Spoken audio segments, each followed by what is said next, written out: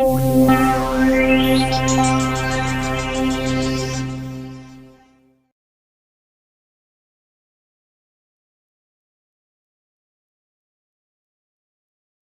creo que empezamos, Samantha, Ok, porque perfecto. el tiempo es oro ahorita y más en este horario, Ok, ya que se vayan incorporando los papás.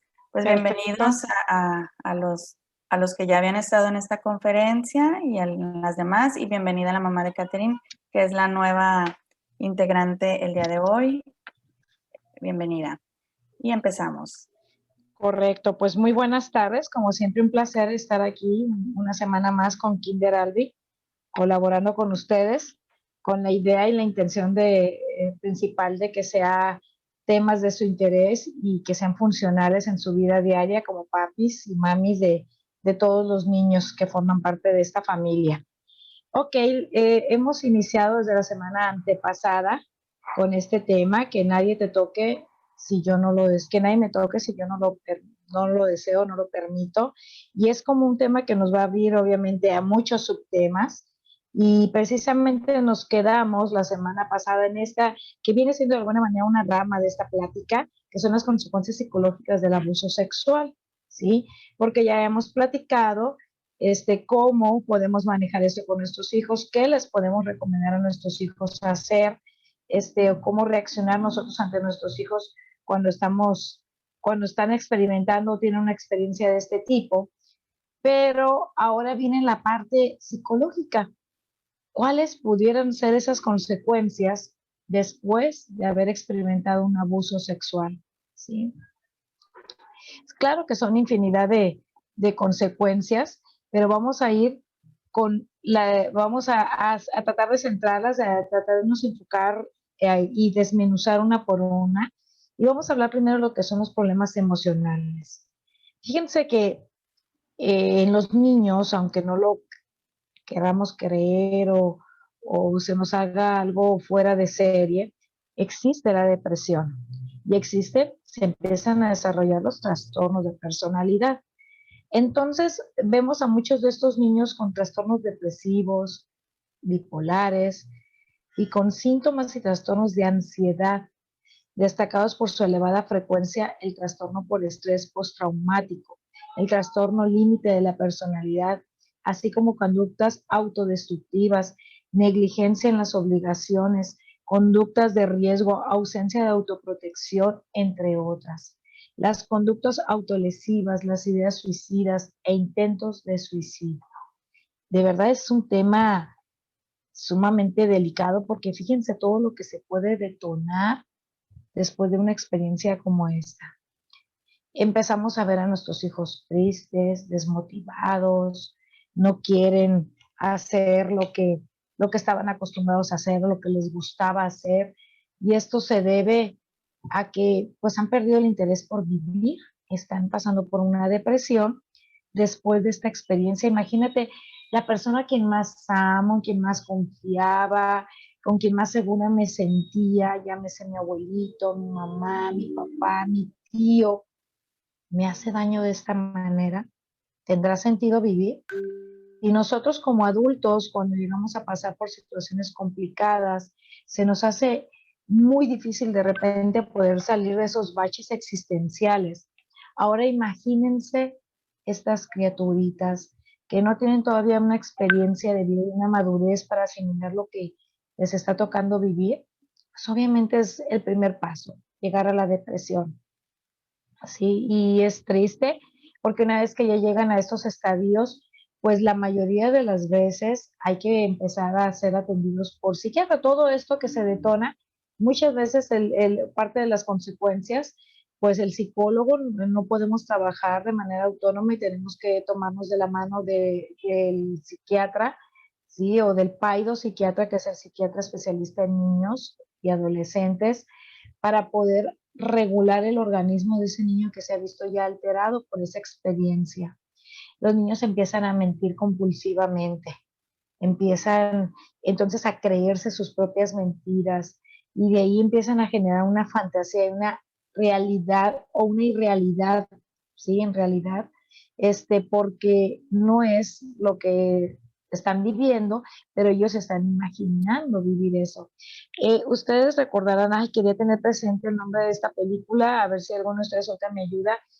Una película que habla de una persona con trastorno múltiple de la personalidad, hace poco que tenía la personalidad de un niño, de una señora, no sé si se acuerdan de el nombre de esta película. Y este niño había tenido una serie de abusos sexuales, ¿sí? Sí se acordará alguno de ustedes que me están escuchando cómo se llama esta película, si no se las voy a deber y después se las enviamos. Pero fíjense hasta dónde puede llegar a alterar la psique de nuestros niños el tener una experiencia tan fuerte como en lo es el abuso sexual. ¿Y qué sucede? Que a veces la misma familia que viene, el primer paso o lo que ven menos grave, porque todavía en el 2021, a principios del 2021, todavía tenemos el tabú de asistir a buscar ayuda profesional para arreglar asuntos emocionales o psiquiátricos. Todavía creemos que quien hace eso es una persona loca, es una persona que de plano no puede tener ese autocontrol y débil. Entonces, muchos papás no quieren buscar la ayuda. Y la primera ayuda que llegan a animarse a buscar es la del psicólogo, pero a veces no llegan con el psicólogo especializado y a veces ese psicólogo no tiene, pues, no por el hecho de que seamos psicólogos tenemos que saberlo todo, pero a veces ese psicólogo no tiene la formación o la preparación o la experiencia o los contactos para canalizar con las personas adecuadas a ese niño que ha pasado por esta experiencia. Y ahí se va perdiendo mucho tiempo valioso, ¿sí? En el que podemos resolver todos estos conflictos del niño, sobre todo en las etapas iniciales post abuso sexual. ¿Y qué hacen? Pues vienen al psicólogo porque creen que es el que les va a solucionar todo y ojalá le hayan atinado a llegar con el psicólogo adecuado. Y este psicólogo regularmente y lo más ético es tomarse de la mano del psiquiatra, porque si este niño está teniendo estos cuadros de ansiedad severos, llantos nocturnos, pesadillas, el niño ya no quiere estar solo en ningún lugar, se pone muy ansioso cuando su mamá se va a la tienda, llora por cualquier razón, siempre está triste, dejó de interesarse por jugar lo que siempre jugaba, ya no se divierte con sus amigos, empieza a mentir compulsivamente, empieza a cambiar sus estados de ánimo, de la alegría, de la euforia, se va a la tristeza completa, al desagrado, a la furia. Empieza el niño a autoagredirse, una época, todavía se sigue viendo, pero una época muy fuerte en la que los adolescentes se puso de moda que se marcaban la piel haciéndose heridas con navajas. Esas son las conductas autodestructivas, autolesivas, en donde el niño empieza a lastimarse, algunos empiezan a arrancar el cabello, a comérselo, a comerse las uñas, la pielecita de las yemitas de las uñas, a morderse la piel como tal. Una vez me tocó un niño con toda esta parte de la palma de la mano herida, a golpetearse las piernas, a moretearse, a golpearse ellos mismos contra la pared. ¿Por qué? Porque han perdido el valor, sienten que han perdido el valor como personitas y es la forma en la que compensan. El ser humano, antes de volvernos locos, tenemos que utilizar todos los recursos de mecanismos de defensa que nos da nuestra personalidad y estos son los primeros avisos. Y lo importante, una vez que ya nuestro hijo pasó por esta situación o nuestra hija, es atenderlo de manera inmediata para evitar que llegue a otros niveles, que llegue de verdad a desarrollar un trastorno de personalidad, por ejemplo, sí, que llegue a tener un trastorno de ansiedad después, que no pueda dejarlo vivir en paz o tranquilo y que le esté afectando en su rendimiento escolar, social, en fin, ¿no? Entonces, papás, mucho ojo porque esto es uno de los foquitos rojos o de las cosas que pueden venir después. Ya hablamos de cómo prevenirlo, cómo podemos detectarlo, pero ahora les voy a hablar de todas las consecuencias una vez que lo experimentamos. Entonces, estos son unos de ellos que son los problemas emocionales. Vamos con la siguiente, maestra. Problemas de relación. Bueno, dígame. Bueno, yo vi una película ahorita que dijo, no sé si Ok. sea esa que se llama Fragmentado, pero Ándale, no sé ay, si sí, sí, esa sea la es. que... Esa es. Ay, soy muy Ajá. mala para memorizarme los nombres de las películas. Y luego son de las películas que me gustan, nunca voy al cine, las que voy son esas y no me las memorizo. Pero Fragmentados, exactamente.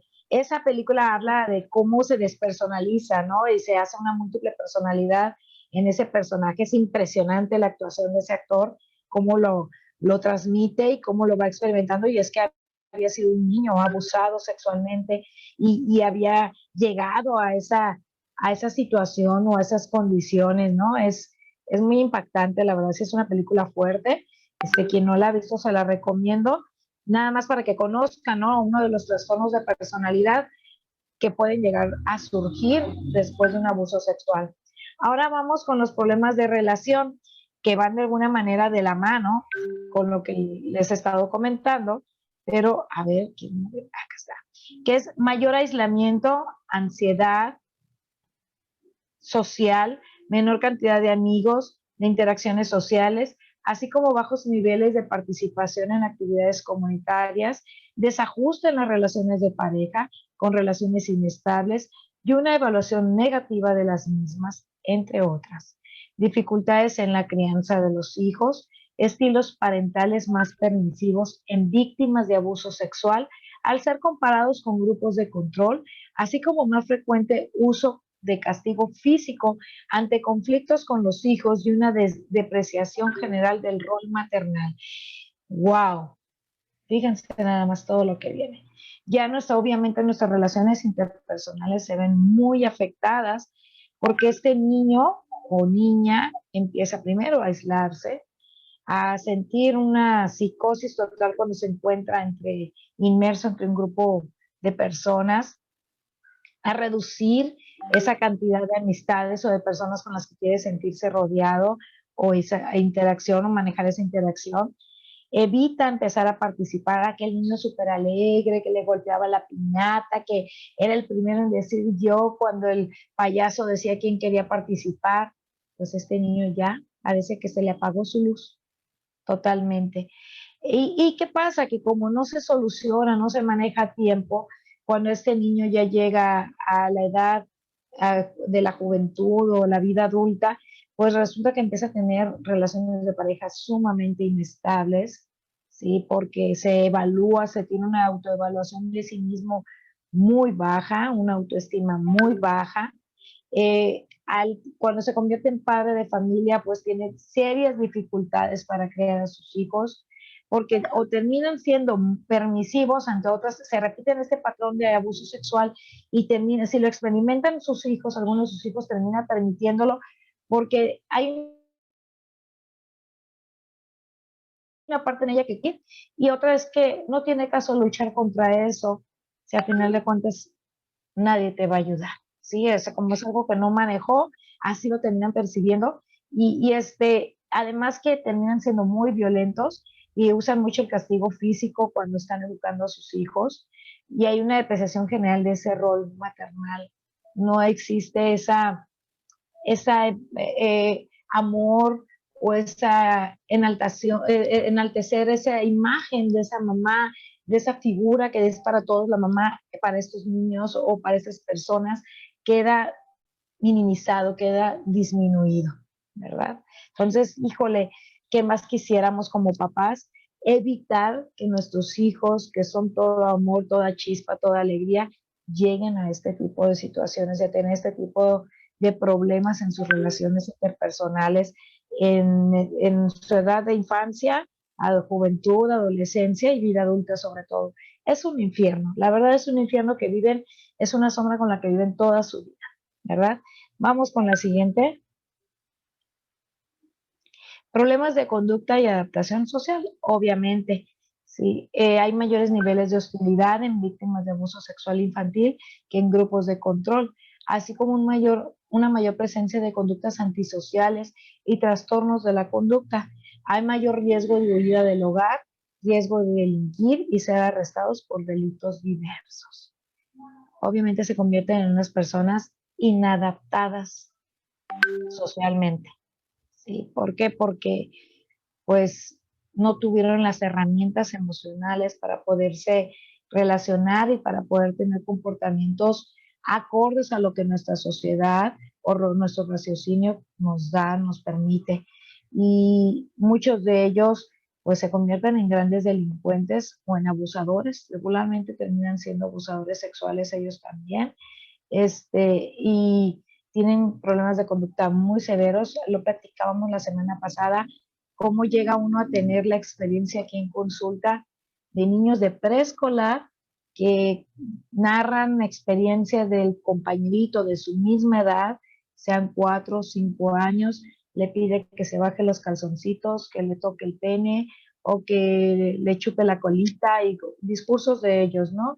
¿Por qué? Porque son conductas repetitivas, conductas aprendidas, y las vamos, lamentablemente, al no solucionarlas, las vamos de alguna manera heredando, no es porque se hereden genéticamente, sino las vamos cediendo porque las vamos enseñando nosotros mismos a no resolverlas. Así que mucho ojo, papás. Vamos con la siguiente.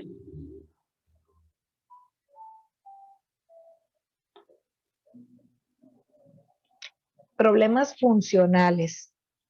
Hay dolores físicos sin razón médica que los justifique, cefalias, fibromialgias, trastornos gastrointestinales, que regularmente no se diagnostican ni tratan de forma adecuada, frecuente presencia de trastornos de conducta alimentaria, especialmente bulimia nerviosa, crisis convulsivas no epilépticas, ojo, con esto ahorita se los explico, que cambian su comportamiento y parecen crisis epilépticas. Si bien no son causadas por cambios eléctricos anormales en el cerebro, sino por la vivencia de acontecimientos fuertemente estresantes. Y el trastorno de la somatización, que requieren tratamiento médico y que no pueden explicarse totalmente por la presencia de una enfermedad conocida ni por los efectos directos de una sustancia. Y hay desórdenes ginecológicos. Fíjense que este niño empieza a quejarse o niña de dolores de cabeza. Ay, no, mamá, es que me duele mucho, ya lo llevamos al oftalmólogo, al optometrista, resulta que el niño pues sí ocupa lentes, pero nada significativo, empiezan a tener dolor de estómago, les diagnostican colitis, gastritis, se les cuida la alimentación y parece no mejorar a pesar de que se le da el tratamiento completo, que se les da una dieta especial. ¿Y qué pasa? Que como van con el médico va a determinar la enfermedad después del síntoma que él ve en el organismo del niño o la niña, pero no se va a adentrar a este tipo de temas ni va a hacer este tipo de preguntas, y la mayoría de las ocasiones pues no se atiende o no se diagnostica correctamente ni se trata de forma adecuada porque no sabemos el origen o no damos a conocer el origen, o a veces nosotros los mismos padres desconocemos el origen y nuestro hijo está simplemente teniendo estos síntomas.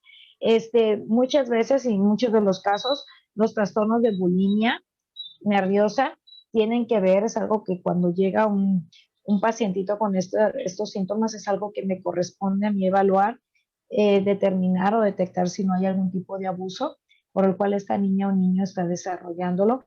Antes hablaba de que la bulimia solamente se podía dar en la vida del adolescente. Ya se ha comprobado que niños de 7, 8 años ya empiezan a tener ciertos signos, ¿sí?, o síntomas de estar desarrollando una bulimia, así que mucho ojo.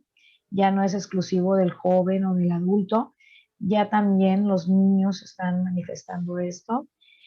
Las crisis convulsivas no epilépticas, que obviamente cambian su comportamiento, muchas veces los berrinches irracionales, tienen que ver con una crisis. O sea, si ustedes recuerdan, y por ahí lo expliqué en alguna otra de las charlas, el cerebro es el único de nuestros órganos que trabaja de manera eléctrica, y la intercomunicación entre neurona y neurona se da a través de ciertos toques eléctricos. Entonces, cuando hay una descarga convulsiva, para poderlo explicar de manera más coloquial, es precisamente un cortocircuito allá dentro del cerebro. Pero hay cortocircuitos masivos o microcircuitos, o microconvulsiones o microcortocircuitos que pues no son tan evidentes, pero que sí cambian el comportamiento de nuestros hijos y pueden manifestarse a través de un berrinche, de una rabieta, de una mordida, un amiguito, de un golpe, de aventar la silla de repente, y pudo haber sido una crisis convulsiva. También la somatización, o sea, todo lo que el somatizar es toda la situación emocional que el niño o la niña esté viviendo, se lo lleva al organismo y lo empieza a sacar como nosotros somos seres que tenemos que sacar las emociones y cuando no tenemos de qué manera y si no lo podemos expresar verbalmente, nuestro cuerpo va a hablar por nosotros mismos. Entonces, al ser trastornos de somatización, pues necesitan el tratamiento médico, que pues a veces los mismos médicos no saben explicarse qué es lo que está pasando, o no es una enfermedad conocida, o tardan mucho para poder llegar a una conclusión porque tiene un síntoma muy extraño que no va o que no entra en el cuadro clínico para poder determinar la enfermedad. Y algunas niñas, en el caso de las niñas, hay desórdenes ginecológicos. O sea que volvemos, ¿no? Esto es un caos total. No se lo deseo a nadie, así que papás, activen sus antenitas de vinil y no permitan y cuiden todo lo que pueda y lo que esté en sus manos para evitar que sus hijos lleguen a experimentar algo como esto, porque la verdad, híjole, es complicadísimo después salir de esto. Vamos con la siguiente. Problemas sexuales.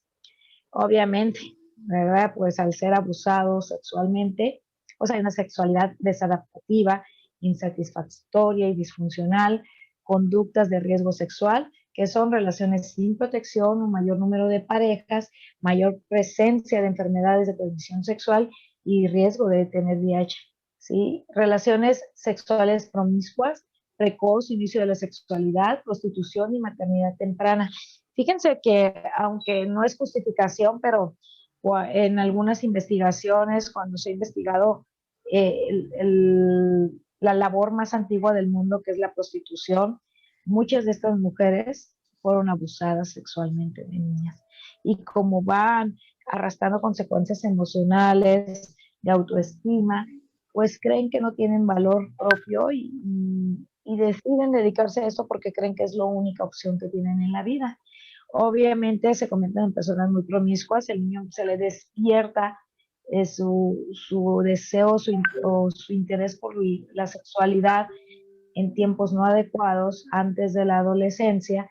Entonces, pues empiezan a tener conductas sexuales, sexosos, empiezan a tocarse de manera indebida o a tocar al primo, al hermano de manera indebida, a buscar el placer sexual cuando se supone que el niño después de los 4 o 5 años, a los 11, 12, que entra en la pubertad, entra en un periodo de latencia donde la sexualidad existe, pero está dormida, está ahí, echándose una buena fiesta en lo que llega la adolescencia y se despierta ese deseo, esa necesidad sexual. Pues todos ellos se les despierta a tiempo antes. ¿Por qué? Pues precisamente por esa hipersensibilidad que se les desarrolla antes de lo debido, ¿verdad? Obviamente, pues al no saberse cuidar y al empezar de manera muy temprana con el deseo o la actividad sexual, más que el deseo o la actividad sexual, pues hay el riesgo de enfermedades de transmisión sexual, hasta del SIDA, y pues se convierten en seres muy promiscuos. He conocido casos de niños de 11, 12 años ya activos sexualmente y por lo tanto el alto índice de ser mamás a una edad muy temprana. ¿Cómo la ven? A ver, no quisiera seguir avanzando, no sé cuánto tiempo nos queda, porque luego me voy muy rápida y yo creo que son temas muy delicados y me gustaría conocer sus puntos de vista o ver si hay alguna duda. ¿Cuánto tiempo nos queda, maestras?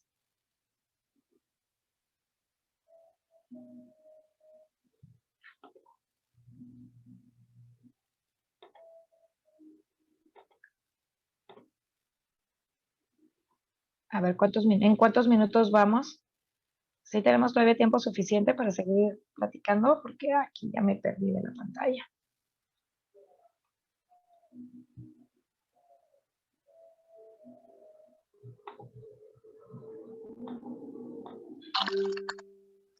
Hasta ahorita estamos bien. Ok, perfecto. Entonces, pues bueno, nos aventamos una diapositiva más. Si llegan a tener una duda, papás, por favor, levanten la mano, hablen, interrúmpanme. Yo me estoy yendo, pero como hilo de media, pero sí quiero escucharlos. La revictimización es la experiencia posterior de la violencia física y o sexual en víctimas de abuso sexual infantil por agresores distintos al causante de abuso en la infancia. O sea, vuelven a experimentar esto una y otra vez. Imagínense a este niño ya una vez o esta niña, una vez que ya hicimos, nos animamos, los papás detectamos que nuestro hijo fue abusado y exponemos la situación, inclusive algunos llegan a instancias jurídicas, penales, al niño es cada rato cuestionado, se le manda con el psicólogo, con el perito, hace una declaración por acá, esa es la manera de ser revictimizar a esta criatura y estar reviviendo una y otra vez estas experiencias que le causan tanto dolor y que es en donde ellas o él se sintió tan agredido. Entonces la revictimización es esa experiencia una vez que ya fue abusado, que sigue viviendo el niño, al ser expuesto y evidenciado en todos lados y por tantas personas, ¿no? Vamos con la siguiente. Transmisión intergeneracional. Reproducción del maltrato de padres a hijos.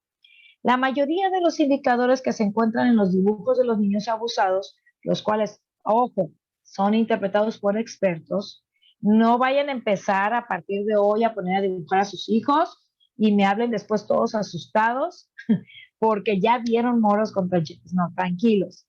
Esto solamente las personas que tenemos la formación académica, podemos determinar si de verdad es algo que nos pueda ser un foco de atención. Uno es los indicadores sexualmente inapropiados y agresivos, que son muchos símbolos fálicos, exposición de genitales. Obviamente, ustedes como papás que tienen, sobre todo ahorita que estamos en esta situación de pandemia y que ustedes están todo el día con ellos y los ven todo el día participar en las clases, hacer sus dibujitos, colorear, pongan atención a estos puntos solamente para que estén alertas, pero no por esto se me vayan a espantar y vayan a creer que su hijo ya fue abusado.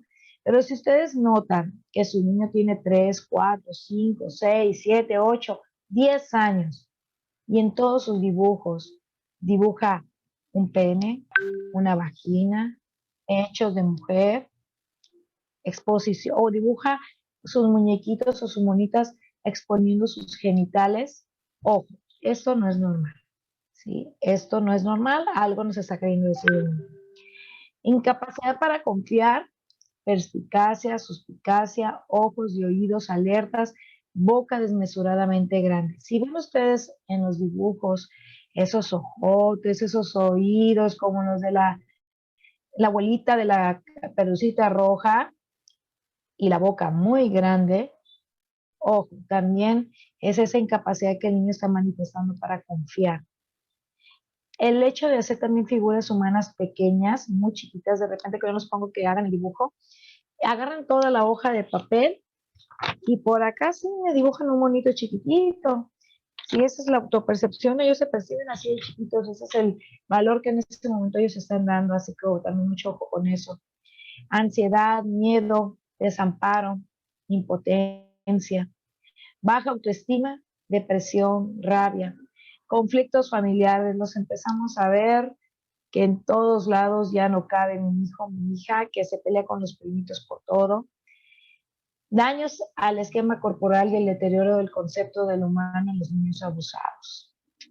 Híjole, la verdad que hasta me pone triste tener esta plática porque si algo me parte el alma es ver sufrir a mis niños. Hace ratito tuve una entrevista inicial con unos papis y les decía que qué triste se me hace que ya vamos a cumplir un año en casa confinados y nuestros niños no están yendo a la escuela, no están viendo a sus compañeros, no están teniendo esa experiencia de la vida que da la interacción social, donde ahí aprenden a desarrollar sus recursos de autodefensa, de relación, de amistad, los valores del amor, del cariño, del respeto. Todo eso ahorita parece en suspenso y es una lástima y verlos a ellos padecerlo, la verdad que sí enternece, sobre todo a todos los que nos dedicamos a ellos. Imagínense cuando nos toca la experiencia de tener un niño bajo estas circunstancias. No hay cosa que más me conmueva y más me acongoje cuando empiezo a detectar que uno de mis niños ha sido víctima del abuso sexual por alguno de las personas cercanas a él, ¿verdad? Así que, ay, ojalá pudieran todos los que me están escuchando en este momento prevenirlo a lo más que se pueda, porque sí lo podemos prevenir, está en nuestras manos prevenirlo. Vamos con la siguiente.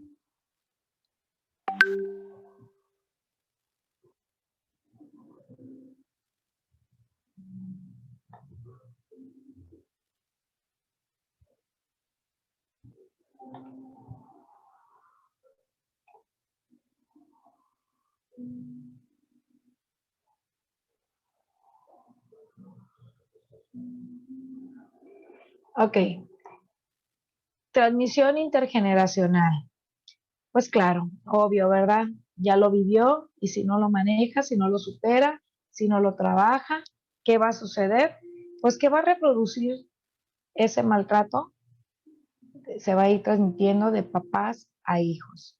Y la mayoría de los indicadores que se encuentran en los dibujos de los niños abusados, los cuales son interpretados por expertos, pueden ser, no, pero estos son, bueno, que son los que habíamos dicho ahorita, los indicadores sexualmente inapropiados y agresivos, la incapacidad para confiar, las figuras son más pequeñas, todo esto, ¿no? Esa es la manera que también el experto va a detectarlo, pero creo que es la siguiente diapositiva, maestra me la dejó. Ok, conclusiones de las consecuencias, ahora sí. Las principales consecuencias psicológicas encontradas se agrupan en 5 categorías: problemas emocionales, problemas de relación, problemas funcionales, problemas de adaptación y, obvio, problemas sexuales. Entonces, fíjense todos los problemas en combo que se nos vienen cuando nuestros hijos tienen una experiencia de este tipo. Qué tristeza, como se los decía hace unos minutos. Y ojalá podamos evitarlo. Lo voy a dejar aquí, estamos a 4 minutos de que termine la plática y sí me gustaría escuchar si, para no abrir otra diapositiva y quedarnos con el tema inconcluso. A ver, papás, ¿qué me cuentan?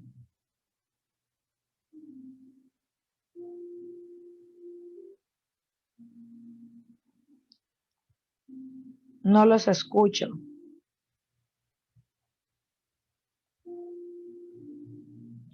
Los dejé mudos, sin preguntas. Un poquito mudos porque pues sí es un poquito delicado este tema y la verdad como padres, o sea, no quisiéramos jamás en la vida que le tocaran un pelo a nuestras criaturas, pues. Ay, sí, qué difícil, ¿eh? Ay, y yo recuerdo, este es otro tema, a lo mejor nada que ver con, bueno, sí, un poco relacionado, cuando yo era joven y solterita y bella, como todos decimos, joven y bello, yo llegaba a decir que iba a adoptar un hijo, iba a tener uno y que iba a adoptar otro. Pero la verdad también adoptar un hijo es imaginar que puede venir con parte de este tipo de experiencias, porque la mayoría de los niños que están en los orfanatos, bueno, si los vamos a adoptar en estas circunstancias, de manera tan formal y legal, pues han tenido experiencias como estas.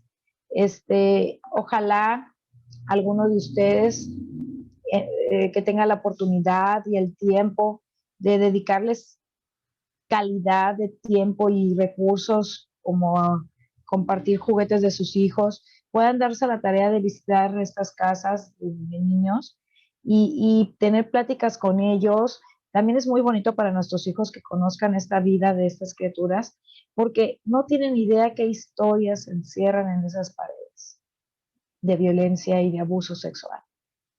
¿Por qué? Porque la mayoría vienen de papás con problemas de adicciones, de prostitución, vienen de mundos muy bajos, muy complicados. Entonces, es muy triste las historias. Yo he tenido la oportunidad de ir al orfanatorio Mazatlán y también a la Ciudad de los Niños. Y, híjole, con ganas de irme a vivir con ellos y de llevármelos a todos a mi casa y a todos poderles dar amor y tiempo, porque muchos de ellos son niños muy rescatables, porque llegaron muy pequeños a esos lugares y las monjitas, por ejemplo, en la Ciudad de los Niños, hacen una labor, la madre ahí hermosa y toda la gente que está ahí también. y ojalá pudieran también, esta es otra forma, yo creo, de poder ayudar y compensar a nuestra sociedad con todas estas experiencias tan tristes que viven ellos. Y sí, como dice Messi, ojalá que no tengamos nunca una experiencia como esta en casa. Ojalá, pero hagan todo lo posible y esta plática yo creo que nos va a servir bastante para sensibilizarnos, ¿verdad? Maestra Betty, no sé si ustedes han tenido alguna experiencia de niños que hayan sabido o que hayan vivido, ya nos queda un minuto, que hayan vivido una experiencia como esta y cómo lo ve, cómo lo percibe la escuela, cómo lo manejan ustedes.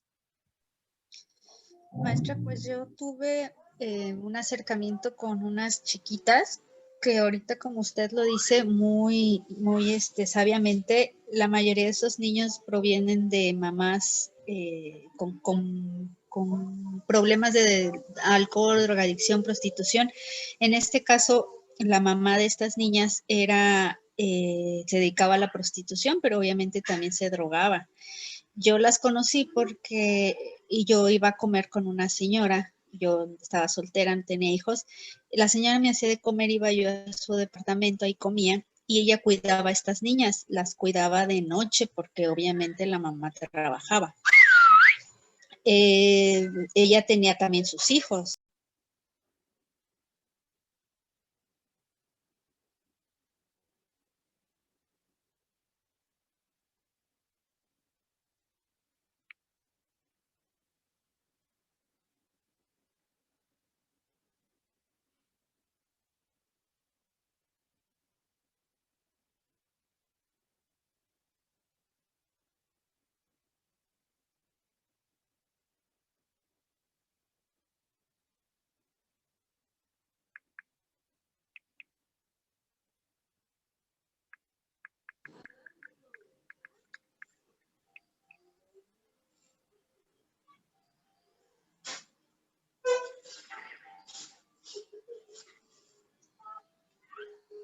Bueno, ¿ahí siguen? Sí, aquí estamos. Okay.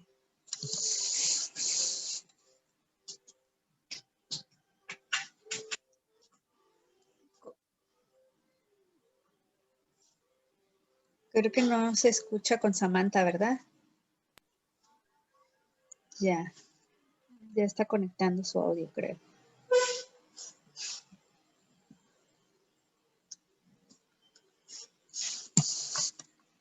Ahorita ya se va a conectar.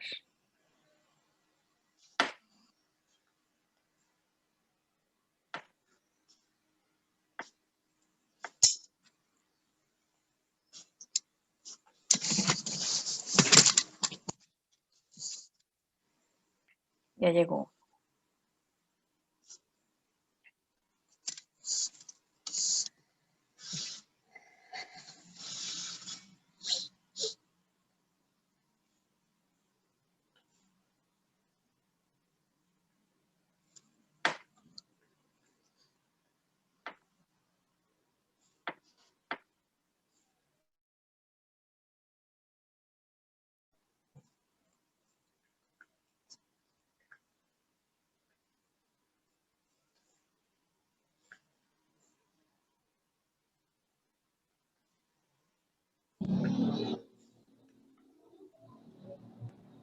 Ahora sí, ¿me escuchan? Sí, es ya que no lo escuchaba. Según yo me conecté con el celular para más rápido, pero no. A ver, entonces eras tú, Angélica, ¿verdad? La que estabas hablando.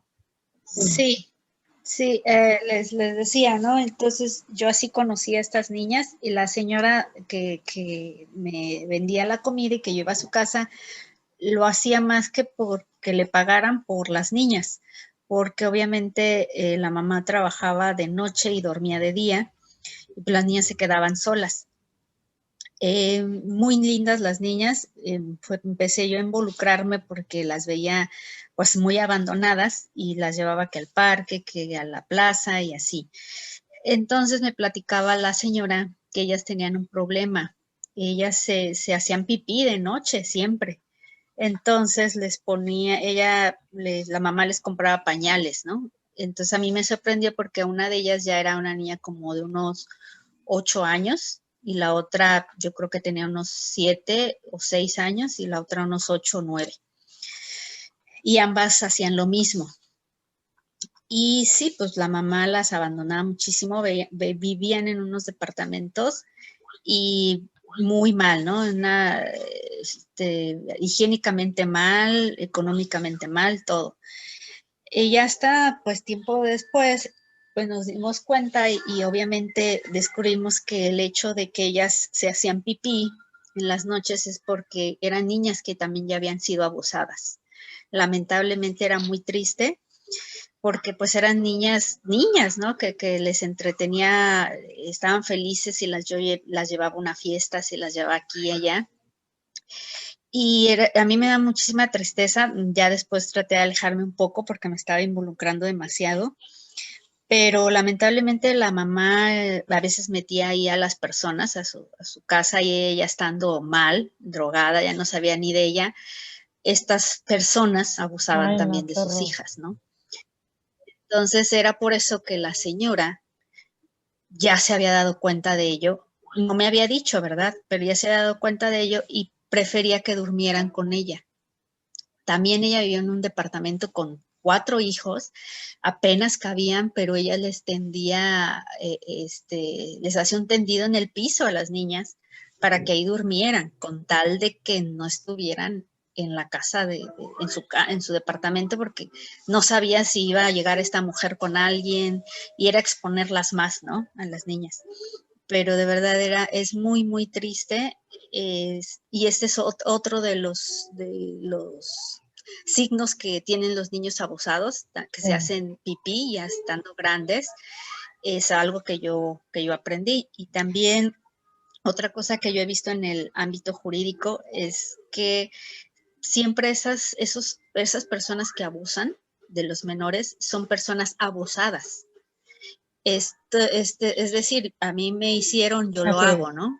Se repiten los patrones, al igual que, pues, como los hemos visto anteriormente, ¿no? De padres a hijos, que el carácter, que eso también es así. Ellos son abusados y crecen y abusan. Es un patrón muy, muy, Recurrente. pues muy característico, ajá, y muy característico, casi todos, todos, En las casi. siguientes De un diapositivas, 100%, el en las 90%. siguientes diapositivas, Angélica, precisamente vamos a hablar de eso, de los demás síntomas y de cómo se recurre o se repiten estos patrones de generación a generación, sobre todo cuando no lo manejamos. Es que es muy difícil. Yo la verdad tengo mis dudas y de verdad eso se cure por completo ese dolor o ese vacío que te deja un abuso de ese tipo, ¿no? Yo creo que quedas marcado para toda la vida. Gracias a Dios yo no he tenido una experiencia ni en mis hijos ni en mi gente muy cercana, pero siempre en mis niños, y veo muy complicado porque si el niño a lo mejor es muy pequeño y tiene las herramientas para, por su inocencia, de perdonar y de superarlo, los que estamos a su alrededor, ¿no? Entonces esto es complicado porque siempre va a haber algo que lo recuerda y siempre la llaga se va a estar lastimando una y otra vez. Pues como ven, es un tema donde hay mucha tela de qué cortar, sí, interesantísimo además. Me encantó que lo hayan sugerido, vayan pensando en el siguiente porque tengo que ponerme a estudiar y a preparar el tema y para podérselos tener lo más documentado posible. Nos veremos el próximo jueves a la misma hora. Creo que esta hora fue de más audiencia, maestra Betty. Mire, tenemos más personas conectadas, como que una horita más hizo la diferencia. Y nos vemos el próximo jueves a las 2 de la tarde para darle continuidad a este tema que, pues, por lo más interesante y escalofriante a lo vez, ¿no? Parece película de terror, pero es una realidad. Algo más que quisiera aclararles, como dice Angélica, ahorita les comentaba esta mamá con esas características de vida desordenada, con drogas, con problemas de adicciones y abusos, no siempre sucede eso. A veces lo cometen personas que vemos sumamente preparadas, con trabajos impecables, con trayectorias de vida intachables aparentemente, así que nunca, nunca debemos de confiarnos. Oigan, y ya nada más para cerrar y hacerlo un poco más cómico, ya ven el pobre del Chente en que anda metido y con tantos años el amigo sabíamos que era coqueto, pero ahora resulta que ya anda de boca en boca, que por ahí hay testigos de abuso sexual también. Entonces, no porque sea un hombre famoso, no porque sea un hombre con dinero, no porque sea una persona rica, no va a tener necesidad de hacer esto. Ojo, por ahí también en las noticias escuché que el Chuponcito, otro personaje, un comediante, también ya fue acusado de abuso sexual. Y pues así que, ay Diosito Santo, hay que estar bien atentos, ¿verdad? ¿Algo más que quieran agregar? Sí, hace rato que hace rato que me hiciste la A pregunta, ver. Samantha, que si nosotros nos había tocado algún caso así, pues nunca lo pudimos comprobar, pero el niño se acercó a nosotros a contarlo. Lo contó a una maestra y luego se lo contó a otra, solito, y nos decía un apodo de una persona que era quien se lo hacía, ¿no? Era un varoncito el niño.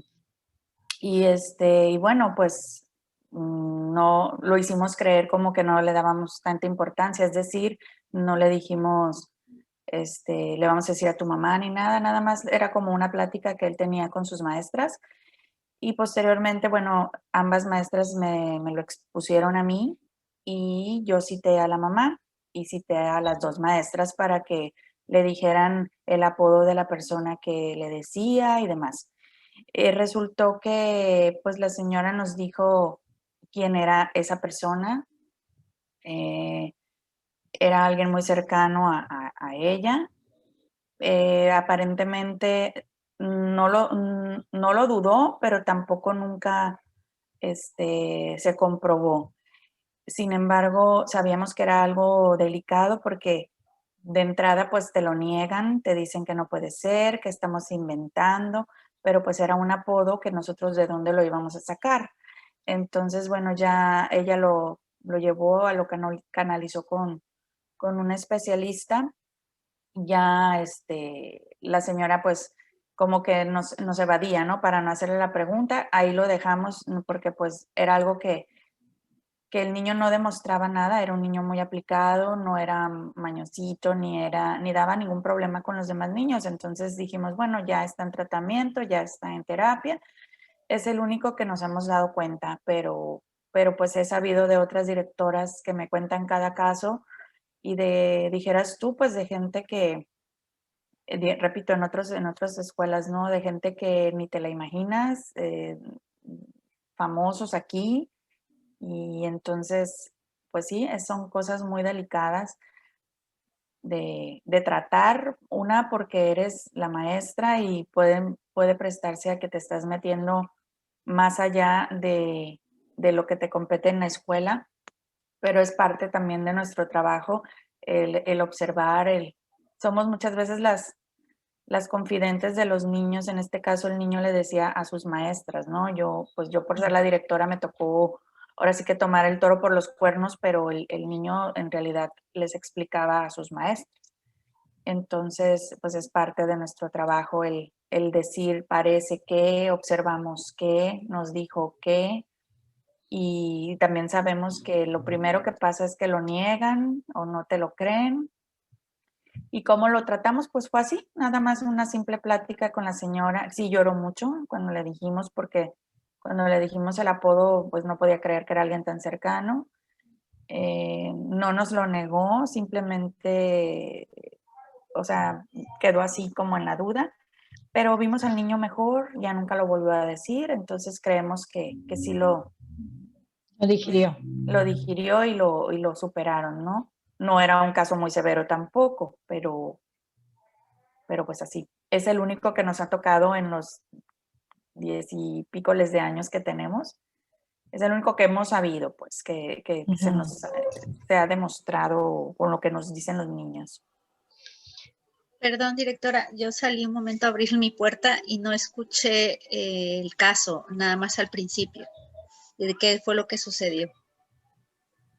Que el niño se sinceró con dos de sus maestras, que le decía que daba el apodo de un familiar muy cercano, que decía que le tocaba y que hacía con él. Entonces, pues no decía quién era, nada más daba el apodo.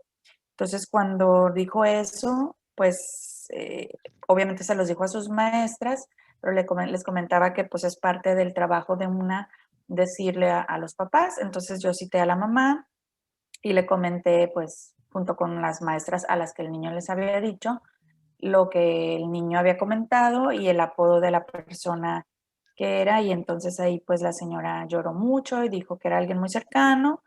Y pues nada más, aparentemente lo llevó a terapias. El niño nunca daba problemas, era un niño muy bien portado, se integraba bastante bien con los niños, era muy aplicado. La señora pues sí le ponía atención. Entonces sí supimos que lo habían llevado a una terapia psicológica, suponemos, porque también no podemos cruzar más allá el límite de más que de que vimos que le dio seguimiento y hasta ahí, pero siempre estábamos al pendiente del niño de ver cómo iba evolucionando, y salió y nunca pasó a mayores. No era algo muy severo tampoco, pero sí ellos pues se sinceraron, ¿no? Y es el único caso que nos ha tocado.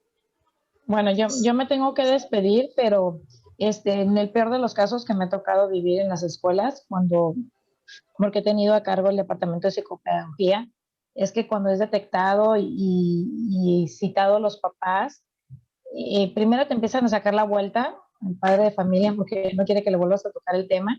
Y si se lo vuelves a tocar porque el niño está dando motivos o problemas de conducta en la escuela y está afectando el ambiente del aula, pues terminan hasta sacándolos del colegio o de la escuela en la que están, porque fíjense nada más, en lugar de solucionar el problema, huyen. Es algo bien difícil de digerir, es algo muy complicado, no es algo sencillo, la verdad. Sí. Lo entendemos, pero a veces es muy doloroso ver que está en tus manos como docente ayudar a que esto termine a tiempo y que no avance más, pero el mismo papá, por no querer ver dónde está el problema, por no quererlo aceptar, pues termina huyendo y haciendo que esto llegue a otros términos, ¿no? Y a otras instancias. Sí, aquí no lo sacaron. La señora sí le dio seguimiento y en ningún momento ella se sintió ofendida, más bien lloró como, ay, no, o sea, no puede ser, así como Sí, el pues es un drama, shock. pero nunca nos lo tomó a mal, al contrario, nos lo agradeció. Yo quiero pensar que estuvo así como más focalizada en esa persona cercana. Incluso ya no volvimos a ver a esa persona cercana que parece que era ahí por él a la escuela. Entonces Ok. también nosotros pues lo focalizamos, ¿no? Pues que sabíamos que podía pasar algo, alguna anotación que viéramos, pues para hacérselo saber, pero no pasó a mayores. Pero es el único caso que nos ha Ok. tocado a nosotros. Bueno, papás, mamás, un placer haber estado una sesión más con ustedes. Los espero aquí el próximo jueves a las 2 de la tarde, es nuestra cita. Y un gusto escucharlos, ver los que participan. Esperamos siempre que haya más audiencia. Y si no, pues que nos vean, ¿verdad, maestra? En el canal del colegio, para Así que es. puedan darle seguimiento a las charlas. Un gusto y los vemos el próximo jueves, si Dios quiere. Hasta pronto. Muchas gracias, Hasta pronto. papás. Buenas Hasta tardes. luego. Bye. Gracias, Hasta luego, gracias. bye. Hasta luego a todas. Bye. Bye.